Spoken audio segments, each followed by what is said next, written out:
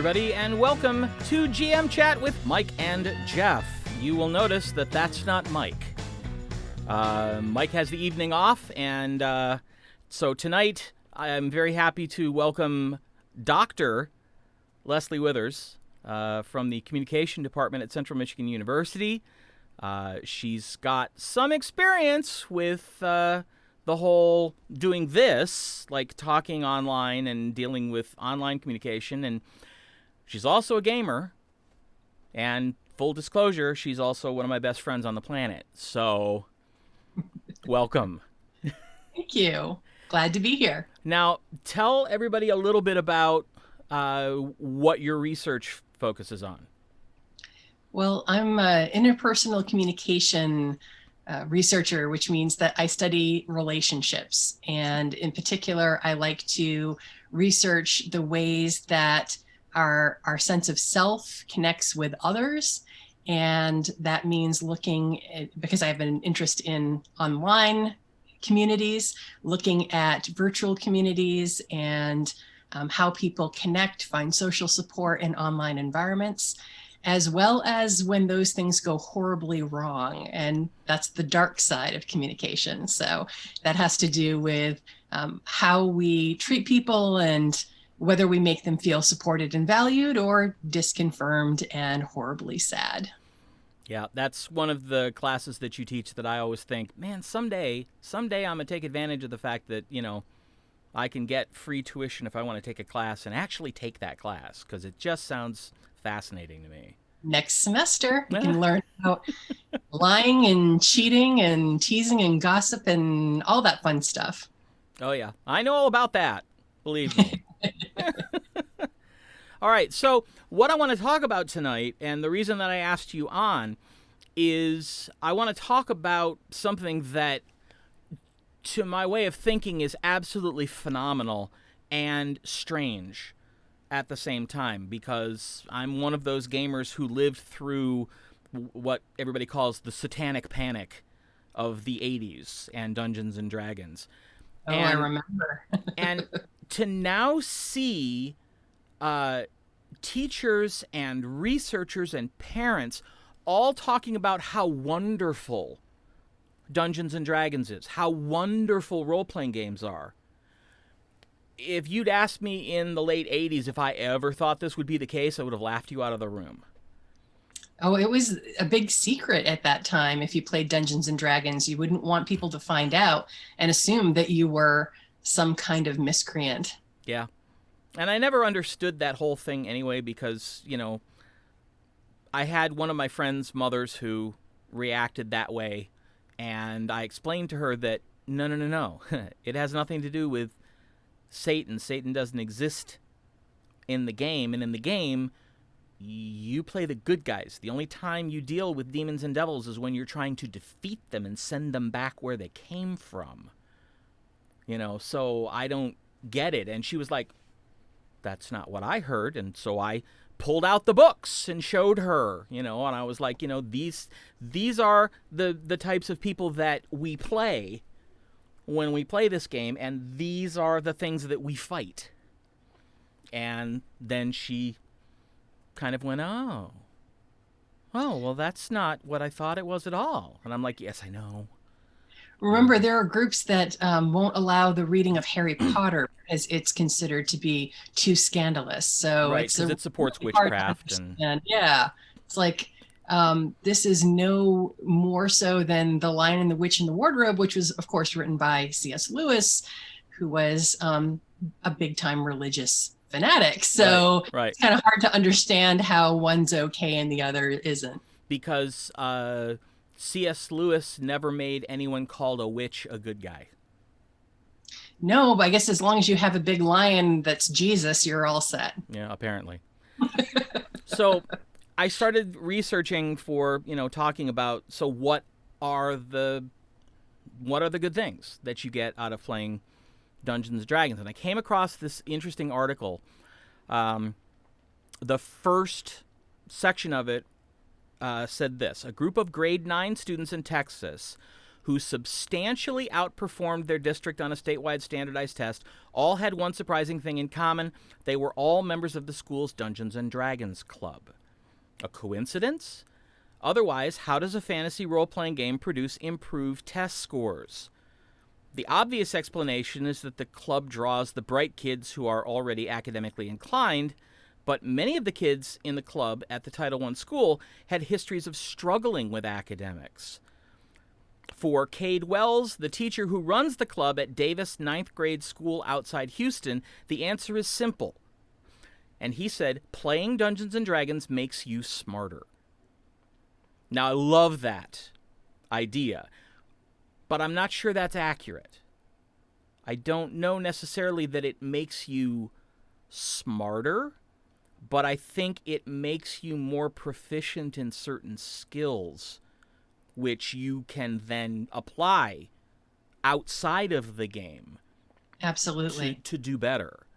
And one of the first skills that I found in the research, the one that practically everybody mentioned, is the idea of teaching people what it's like to be actually part of a team. And Yes. they specifically said team versus being in a group, because that's different. It is.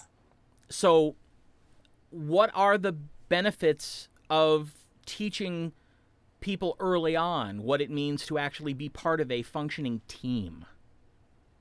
Well, the difference between a team and a group is the sense of community, of belonging. Any random people put together can count as a group, but to be a team or a community, you have to have something more. And that's really what helps people to succeed in these groups. And anyone who's ever looked into workplace teams knows that you can't just throw a group of people together and call it a team. So they can be very skilled in their individual areas, but if they don't have the ability to work well together, then they won't function as a team. Yep. And that's one of the other things that I found, that I have a list of stuff that we're going to talk about. And one of the things that I found, of course, is learning how to coordinate with other people who have different skills than you. And sort of, one of the other things I found, people talked about learning how to take turns. And, okay, for the game, I understand that, but I think it speaks to a larger idea that if you're building a team and you've got, different people with different skills, it's not so much about taking turns as it is learning how to step back and let the person with the appropriate skills for the event take the reins.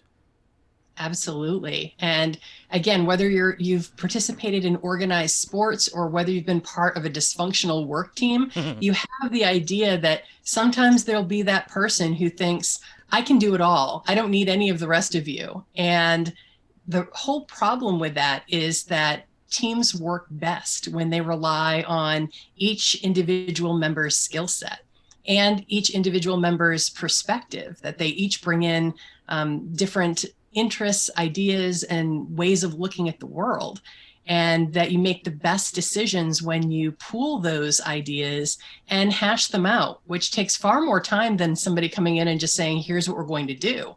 But it ultimately leads to better decision making. Yep. And Raven in the Rockies is with us in the chat room, and she waves hello and says, group projects suck. Yes, they do. And that's they because often do, because there's no structure. Yeah, it's not a team, it's a group. Exactly. And rarely do people take the time when you're assigned to a group project. It's like, okay, we've just got to get through this. And usually people buckle down and start working on the task and don't take the time to worry about the more soft side of things, which is building relationships, building trust, building camaraderie, and really understanding one another's skill sets so that oh, this is a question of a particular policy that this member of our group knows better than anyone else, and then relying on that person's knowledge. Right. And I think in terms of an in-game example, you're part of the 3rd edition game that is currently running for our group. And you know full well that there are many, many times when people just look at you because you're the wizard in the group. I am. People just look at you and go, yeah, we're going to stand back, light them up. Because we know you're the appropriate person to lead off that particular offensive, because if they're far away, people like my character and some of the other characters, we need to get closer before we're relevant. You have probably the longest distance of any of us in terms of what you can affect. So, we've kind of gotten in the habit of saying, okay, she's going to throw spells. We should probably wait until she does that before we rush in. I love that quote that says, an arrow may have your name on it, but a fireball is addressed to whom it may concern. Yes. It's just, here it comes. Everybody's going to get a piece of this. Yep. So I always appreciate it when you all hold back and let me clear the way first, and then you can go in and finish up. Yeah. Yeah, and I know that I have absolutely no problem with that, because cleanup is a lot easier than, getting beaten down into unconsciousness, which my character has had happen before because he decided to lead off. So yeah, it's like he learned. And I think that's what happens in the best groups, right? Yep. In the best teams, is that people start to figure out where their strengths lie, where they should better rely on others, and how to work well together as a team. Yeah, I mean, you and I have been on research teams together before, and in one particular team, we would trade off because half the team was numbers-based in terms of research methods, and half the team was absolutely not numbers-based. That's right. And so depending on what we were doing, we would say, okay, this is this style of research, so this side should take the lead. Oh, this one is this style of research, this side should take the lead. And right. you learn that the end result is better if you recognize that, there are other people who are better at things than you. That's for sure. And, even when it comes to the writing of an article, different people have strengths in different areas. So I know that I excel at the painstakingly dull job of writing up methods and results. It's tedious and it's boring, but I really enjoy doing that. And I know other people are so much better at pulling together ideas and summarizing big picture types of things than I am. And so I usually say to someone else, okay, you know what? The conclusion is all yours. So I think it's just figuring out where those areas of weakness and strength lie, and then capitalizing on those. There was another skill that I saw that I thought about, and the first one I saw it and went, okay, sure, critical thinking. I mean, obviously, if you're playing some sort of role-playing game, you're dealing with an incredible amount of problem solving. Yes. It could be any kind of scale. It could be interpersonal. It could be political. It could be, combat. But then there was another one that I almost overlooked because it also starts with the word critical. And I just, was looking at it and figuring it was the same thing. And then my brain went, wait, no, there's something different. Critical listening skills. Yes. And, listening is one of those skills that we take for granted. It's actually the number one skill set employers wish their employees were better at. And so listening is something that we figure that we all do, but rarely do we do it well. And listening for critical thinking, which is really what critical listening is, listening in order to ask questions about, well, what do I know? Does this reflect what I've experienced so far? What do I not know? Those kinds of listening opportunities really are important in order to be successful and ultimately to defeat the enemy in the game. Yep. One of the things that I've always talked about is the difference between listening and active listening. Yes. The idea that and I teach film history, so I talk a lot about, you can watch the movie, but don't watch the movie like you watch it at home, okay? I expect you to put your phone away. I expect you to close your laptop. You need to actually pay attention, make this the sole thing you're focusing on, because otherwise you're going to miss stuff. Yeah, absolutely. I watch TV regularly with someone who I constantly have to say, "Did you see that?" And they say, "No." And then I back it up and we watch it again. The person that 10-second rewind is made for. Yes, exactly. And it drives me crazy because, if I'm watching something that I've never seen before, I'm cued in, unless it's awful or really boring. I'm really paying attention and, trying to follow the story and trying to, think about what else is going on. And so many people now are so distracted when they're engaged in anything. They can't just focus on one thing. They've got to be doing 2 or 3 or 4 different things at the same time. And, you've seen, I'm sure, the articles that say multitasking is a myth. You can't actually multitask because you can't actually do 2 things at the same time. You are shifting focus back and forth. Right. But never actually doing both at the same time. Interesting. Yeah. And yeah, I've found that to be true. And I've thought about all the times that, I have said, well, hey, I'm multitasking. I'm really not. I'm letting something be in the foreground and something in the background, and then I will switch back and forth periodically. So it's really the quick task shifts that you're good at. Yeah. Yeah. And even then, I find that my focus is not as productive. Let's put it that way. Because I can get into a groove if I'm really focused on working on something, but if I'm doing that constant task shifting, that groove never happens. Yeah. And so it ends up being not my best effort. Well, when you're listening in D&D and other role-playing games, you're listening not only for information, which is to some extent one of the simpler ways to listen, although Sure. we aren't necessarily good at it, but it's a pretty straightforward way of listening. But critical listening is listening for the implications of that information. What does this mean for different members of the group? How does this either match or challenge information that we've had in the past? What does this mean for our goals, for our plans? It's really thinking on several different levels at the same time. And so listening in order to kind of manage all of those multiple layers is really quite challenging. And so if you can do that, that's an important skill set that then can transfer over into lots of other venues, like your personal life, your professional life. Those are going to be important skills in relationships, both at work and at home.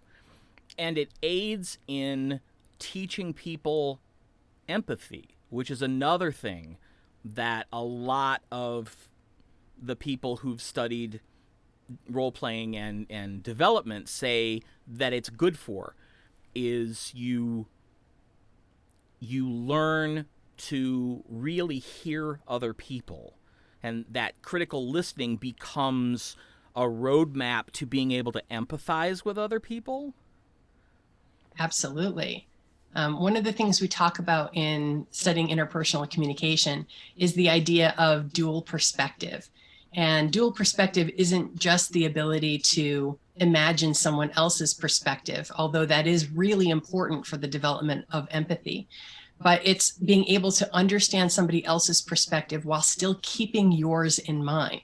So it's, here's my view of the world and what I want out of this gaming experience, but then there's also an understanding of why other people are there and what they hope to gain from it and what they bring to the table. So if you can do that, then you really have a better understanding of who those individuals are.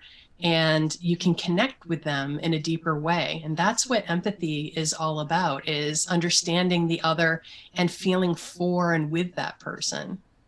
Yeah, that's one of the things that I work really hard at as a game master, is trying to make NPCs in the game that are more than sort of cardboard cutouts. Um, you know, people who actually demonstrate that they're affected by the actions of the players, and that they're able to recognize the players as fellow beings and react that way. One of the things that's going on right now in the Lands of Acathan game, the group just managed to save the reputation of a very, very high-ranking member of the local, for lack of a better term, royal guard of this particular city. And he came in specifically to thank them because they did it not knowing him. They did it not, knowing anything about him, but they sensed that something was wrong, that it might tie into something larger that they were also dealing with, and so they solved the problem, and they actually exonerated him. And, I got the best reaction that I can possibly get from any of the players, because I said, he walks in the room and walks over and he addressed them all by name, and then he knelt. And one of the players went, "He's kneeling? Aw." Nice. Little things that, in Jeff's brain goes, well, that worked. Yeah. And at the same time, there's another NPC that they've interacted with quite a bit, who one of the players has become a little bit fascinated with. Oh. And I've made sure that the NPC has made it known that he's noticed and that he's flattered and that he's interested, but he's also not going to make the first move, because he, in what he does for work, is in a subservient position. So there are hierarchies to consider here. But so that's been interesting too, there was just one moment last night where, one of the players said something about, well, maybe you can join us on your day off or something, and he accepted the invitation while looking right at the other player that has sort of made obvious their interest, and that was embarrassing for that player and quite amusing for one of the other players. So, because they noticed her noticing, him noticing, and, there are all those perspectives I just mentioned, right? Yep. So not only thinking, what does this mean for the group and what does this mean for my character, but what does this mean for all of us? As, that's one of the things about teams, is that they're interconnected. What affects one affects the other. So, if one of the members of the team is having a romance, then that's something that will ultimately affect other members of the team. And if you don't believe that, then think of any group of people where two members of the friends start dating, and you know exactly what I'm talking about. That suddenly everything has changed, and this has a ripple effect throughout the group. Yeah. In fact, in one group that I was playing in, two of the members started dating and then ended up getting married, and still playing with that couple. But wow. They met through a game that I was running. Interesting. So they started dating in real life? Yes. Outside of the game. Yes. Wow. That is interesting. Yeah. Yeah. So, Yeah, it's fascinating to me how all of this sort of begins to blend together, especially if you've been doing it long enough. Um, Absolutely. Now, one of the other things that I noticed people talking about, and this one is one that I personally struggle with simply because I've always had trouble figuring out when in a multi-person conversation it's appropriate for me to add a comment. Hmm. Like, I'm never 100% sure if this is the time to say what I have to say or if I should wait longer, or but learning patience. One of the big things that I've learned over the years, both as a player and as a dungeon master, is that there are going to be times when one particular player will become the focus for a little while, and everybody else needs to be patient, because in a good game, everybody gets that spotlight at some point. Yes. And it's something that I never really thought about until I started being the one who made sure that everybody got the spotlight at some point and that it stayed fairly balanced. But then I started to pay attention to it in some of the games that I was playing but not running, and trying to figure out, okay, what's going on, and figuring out when it's not working, when being patient actually becomes being frustrated. Yes. And I think that that's where a dungeon master or a game master's own sense of empathy needs to be well honed, keeping in mind the perspectives of the players and their motivations for playing and what's happening in their worlds.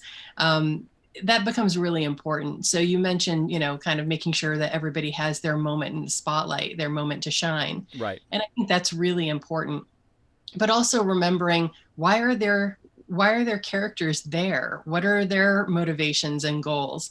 And so, if their motivation is to, save someone, then are they making progress on that goal? And if the answer is no, because they've been busy with other people's side quests, then as a character, they would be getting frustrated. And playing that character, as a player, you become frustrated. Right. If you're doing a good job of playing your role, which is keeping your motivation in mind. Yep. One of the interesting things that I ran across was suggesting that, and this is one of the things that I agree with, I think maybe more than anything else, is that you'll learn how to problem solve your way out of anything. I've always said that, if the apocalypse comes or if, zombie world happens, I want to, group up with a bunch of role players, because Sure. they've already been through this any number of times. They have a very good idea what to do and what not to do. Now, whether they, as, real world individuals, have the skills necessary to do that, well, I guess we'd find out. But they've already thought through these scenarios. Some of them have played through simulations of these scenarios. Absolutely. And you think about what first responders do to Yeah. prepare for their incredibly difficult roles. A lot of it is simulations. I have a colleague who is an expert in crisis communication. And so she works with a lot of first responders and they basically role play a major crisis. And they'll set up a day and say, okay, on Saturday the 20th, we are going to get together. We need people to play victims. We need people to do this, people to do that. And then they'll bring together all of these different teams, firefighters and EMTs and community planners and volunteer groups, and say, we're going to role play a natural disaster. So a tornado has hit our town. What do we do? Where do we go? What kinds of resources do we need? And thinking those things through help them work through the logistical issues that would come up, to make sure that they have the lines of communication available and open, and to really just kind of prepare even mentally for what that scenario might look like. And if you think, well, the mental part isn't that important, this is why they have people pretend to be victims. Sure. And they're covered in bandages and fake blood. And that's because they don't want people to get to that moment when it really happens and freeze. So, I mean, there's definitely something to be said for being mentally prepared, as well as having the other resources available. Two things that I think sort of go together, at least in my mind. They talked about learning to appreciate your imagination and tap into your creativity. But they also talked about something that I've only really in the last 3 or 4 weeks consciously started to appreciate, and that's you learn improvisation. Yeah. There was something that happened in the game. They were traveling and they hit a crossroads, and there was, they ended up meeting a father and his son who were basically headed off to the mage school. And one of the characters graduated from the mage school, or the sorcerer school. They're all three together, the warlock, the mage, and the sorcerer. And so there was a really nice, couple hours role-playing scene of, everybody kind of getting to know one another and everything. That wasn't planned ahead of time. That was Jeff going, oh shit, crossroads. There would be other travelers resting at the crossroads. Crap. Okay, how about this? And it turned into this wonderful evening of interaction and conversation, and them getting to know this father and son, and the father and son getting to know them, and the player from the school giving the young student to be advice and hooking him up with her mentor. And, it just turned into a really beautiful thing. But it made me realize that doing this as long as I have, I've learned to improvise. Because all of that I just literally pulled out of nowhere. Because I was like, there should be something here. I didn't plan for this. Let's see if I can make something decent here. Well, I haven't played as much as in the role of the dungeon master, game master, but certainly there are lots of scenarios as a player that come up that were not anything that I anticipated and required a lot of creativity. Even a situation like you're playing a wizard and you're facing a beholder where there's an anti-magic zone. And it's like, okay, so what are you going to do? Your usual go-to isn't working. And so then thinking creatively, like, okay, how can I still be valuable to the team and make some kind of progress here, even if I can't actually fight the big bad? Right. Yeah, well, you get behind them. That's the big rule with beholders. You get out of that anti-magic field and slam them with stuff from the back. And then when they turn to look at you, you run around the back again, Exactly. It's guerrilla tactics when you're dealing with something like that. And I thought it was very, very interesting. One of the other articles that I read talked about that the teachers in like junior high school and high school who've incorporated Dungeons and Dragons into the way they teach all reported like 3 big things after their students had started playing for a while. They noticed that their students were more willing to help each other outside of class after playing Dungeons and Dragons together. They noticed that they would communicate more diplomatically with each other after playing Dungeons and Dragons. And the biggest thing, and this, again, something that fellow introvert, you will appreciate, it brought some of them out of their shells a little bit. There was one teacher who said the quietest student in my class became the loudest voice in the game. It's amazing how playing a different role allows you to step outside of your own comfort zone in order to step into someone else's. Yeah. And especially when you put a person who's kind of quiet or shy into a leadership role, they can really surprise you and shine. There's often a lot going on in that quiet mind. Right. And so, it's amazing what can happen when a person feels like they've been given the space to have that voice, right? Mm-hmm. And maybe you were mentioning feeling awkward about when to jump into a conversation.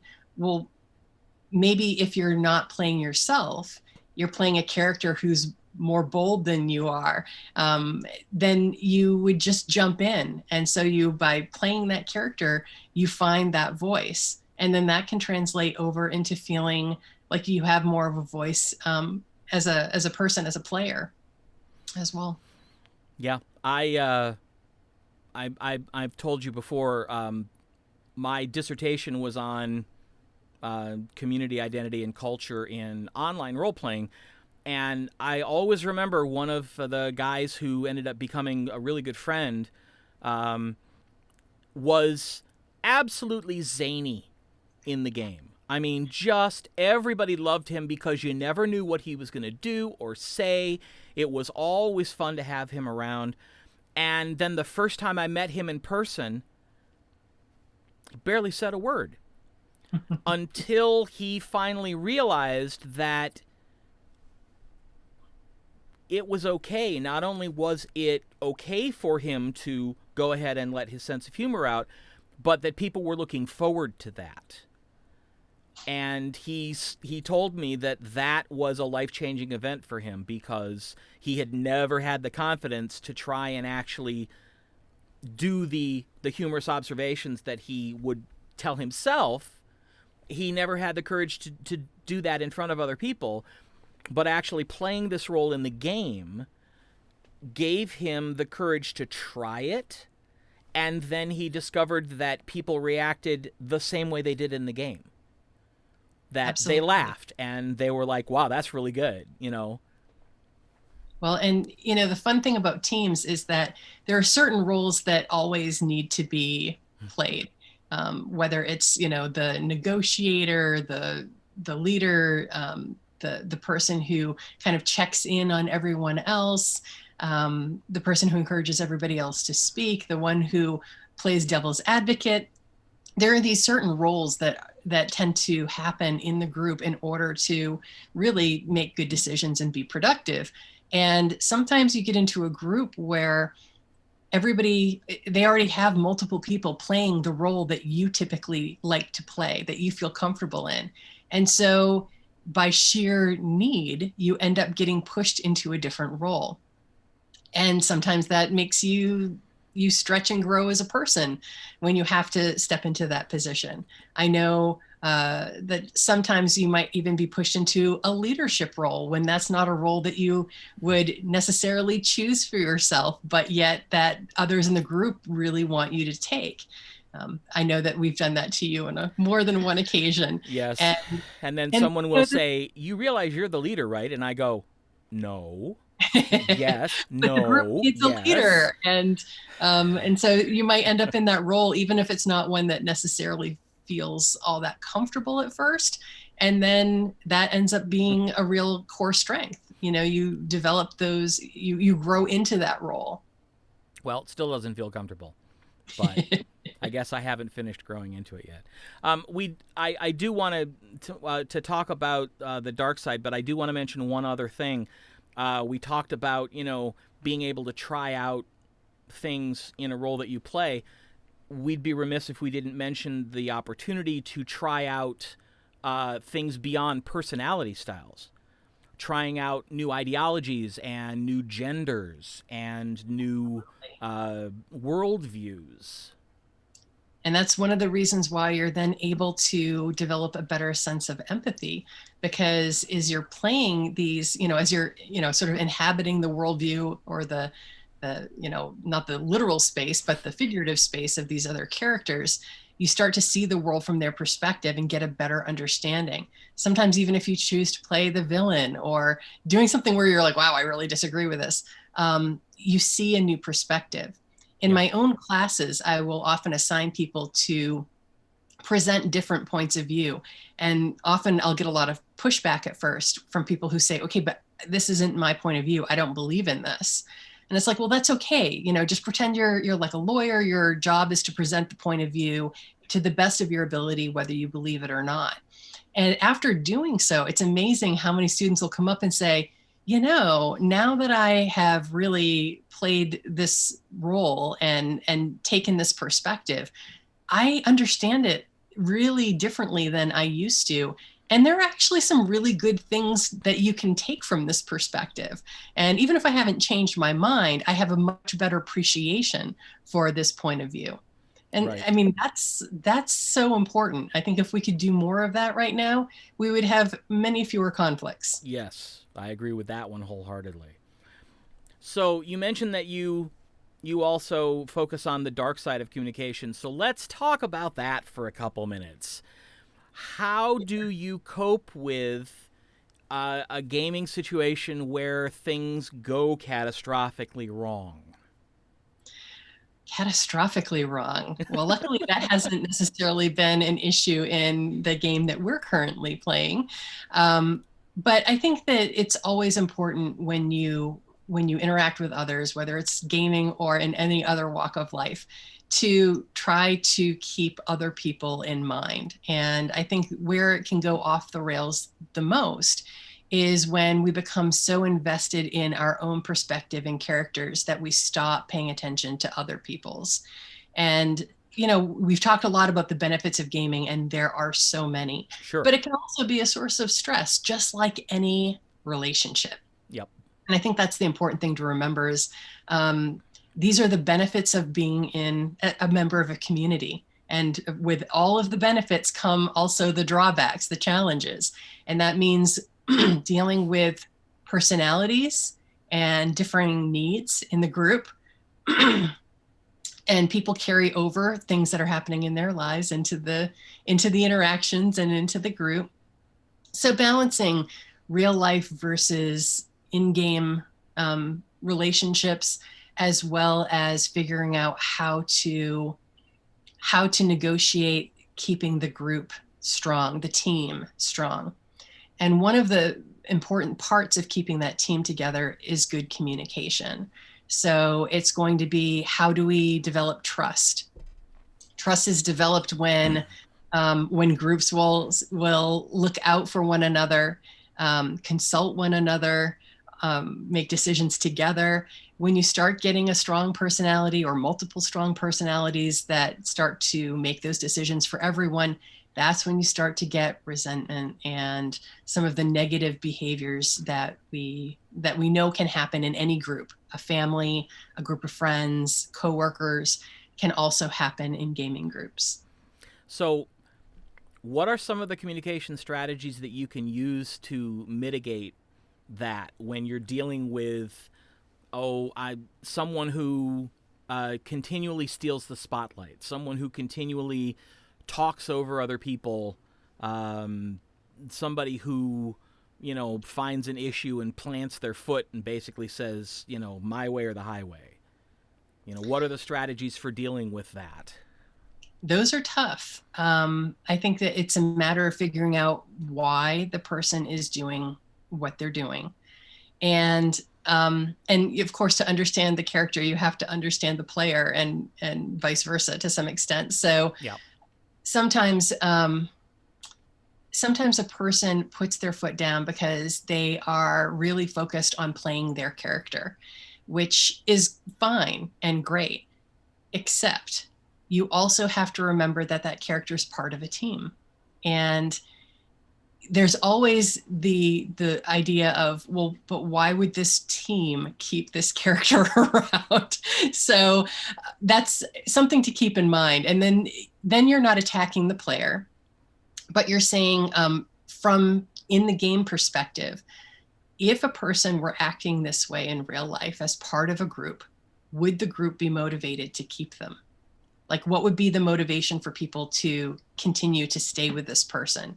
And just like any relationship where one person tries to run the show or is taking on more responsibility or less responsibility than they should, people around them are going to start asking why. Why do I stick around with this person?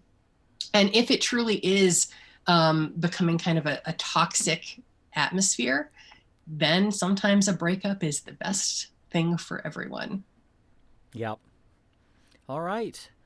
Well, as you know, because I warned you ahead of time, we have Mike and I made the decision a while ago that whenever we'd have a special guest, we're both big fans of James Lipton's Inside the Actors Studio that was on for years and years and years, and he would always finish his shows with the questionnaire from the great French talk show host Bernard Pivot.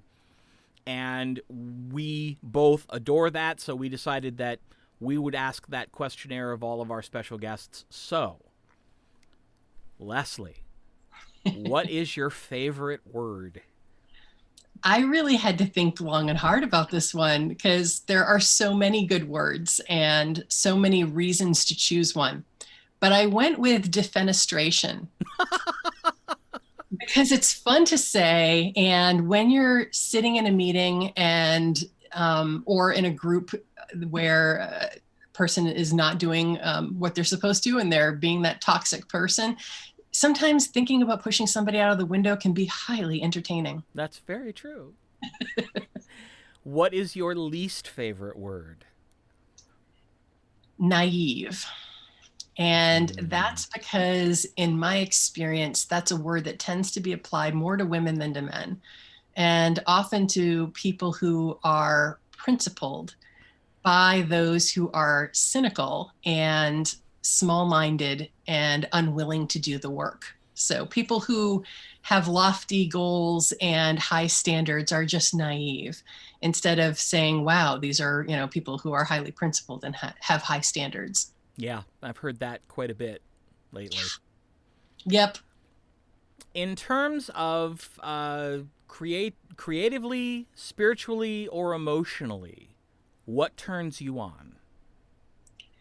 Well, I'm a communication person, so it's probably not surprising that communication is, something that would be a turn on. What I live for are those moments of synergy, and they happen every now and then where you'll have a conversation with someone where two people who are like-minded, open-minded, approach an issue, and it's whether they're overcoming a challenge or coming up with creating a new opportunity, and they're both enthusiastic, they're creative, their willingness to set aside their own self-interests and invest in what they're creating together. And those are like moments of sheer brilliance. And the times that I can think of when that's happened in my life have been some of the most rewarding, professionally and personally, of my life. So if that's what turns you on, what turns you off? I guess the opposite of that would be people who are greedy and lazy and self-interested and then try to pass that off like they're doing it for the greater good, when really they're just too damn lazy to do otherwise. That really annoys me. Mm-hmm. I can It's like, you know what, that. if you're doing this just for yourself, just own that. Right. own that selfishness, but don't try to pretend that you're doing it for other people. Here's the fun one. What is your favorite curse word? This one took about 3 seconds to come up with an answer. What does that say about me, that I couldn't think of my favorite word, but I could immediately think of my favorite swear word? Clusterfuck. Because it is just the perfect word. It applies to so many situations. It's really a very practical obscenity. Yep, absolutely. And unfortunately, these days it applies more often than not. Yeah, that's true too. What sound or noise do you absolutely love? The sound of waves lapping at the shore at my family cottage. This summer, on the first warm, breezy day, I went out and sat on the dock by myself. The sun was warm, the breeze was cool, the waves were just lovely, and it was the most peaceful Zen-like moment. I was out in like 5 minutes. I was like asleep on the dock. It was great. What sound or noise do you absolutely hate? People screaming at each other. I would rather hear nails on a chalkboard than hear that. Also country music. Well, yes. I felt like I had to also put that in there, like also country music. What profession other than your own would you like to attempt? I think I wouldn't mind running a bed and breakfast. I think that it would be a little bit of lots of different things that I like to do. A little bit of baking, a little bit of interacting with people, but not too much. A little bit of advertising, a little bit of entertaining. It seems like a good mix of a lot of things I like, especially if you get to do murder mystery weekends, which I think would be just a ton of fun. What profession would you absolutely not want to do? Telemarketing and that type of customer service. Any job where people scream at you all day for things that are beyond your control. I think that would just slowly grind my soul into dust. And finally, and I always think that this is the most interesting question of them all, because I think it says more about who someone is than any of these other questions. If heaven exists, what would you like to hear God say when you arrive at the pearly gates? This was also a really tough one. But I decided that if I heard these words, I would be pretty happy. You tried your best, and it was enough. We're glad you're here. That's nice. That would make me awfully happy. Yep. Just the idea of like recognition and acceptance. And I think that's really all we could hope for. Right? So. I mean, if a person's like, man, you tried so hard and you know what? It was enough. I'd be like, yes, score one for the home team. Right. All right. Well, this has been so much fun to have you here for this show. I really appreciate you coming on and filling in while Mike has the night off. And hopefully this will help continue to spread the good word of role-playing. And I love the fact that it's going so much further the opposite direction than the Satanic Panic in the 80s. It's Absolutely. Just, it continually blows my mind that it's become mainstream. Yeah, college classes are all about gamification these days. And boy, it's I think you learn a lot when you're walking a mile in somebody else's shoes. Yeah, I agree. So that's going to do it for GM Chat for this evening. Just a reminder, we will be back starting on Sunday. Board remotely is World of Warcraft this week. Player Chat Monday night. Lands of Acathan Tuesday night. Mike should be back for GM Chat next week, Wednesday night. Also remember that November 7th is when our channel is doing the Extra Life Gaming Marathon. 4 different Dungeons & Dragons games over the course of that day. Wow. Yeah, so that should be a lot of fun. I'm running Lands of Acathan in the evening. Mike's running one, Nikki's running one, and our friend Buddy is going to run one. Great. So we're going to have a lot of fun. I'm hoping maybe we can get you, Lesley, to come and join us for one of them. That would be wonderful. So, all right. Have a wonderful week. Remember, as I always say, stay safe, stay sane, wear your mask, and vote. Absolutely. Have a good week. Good night, everybody. Bye. Thank you.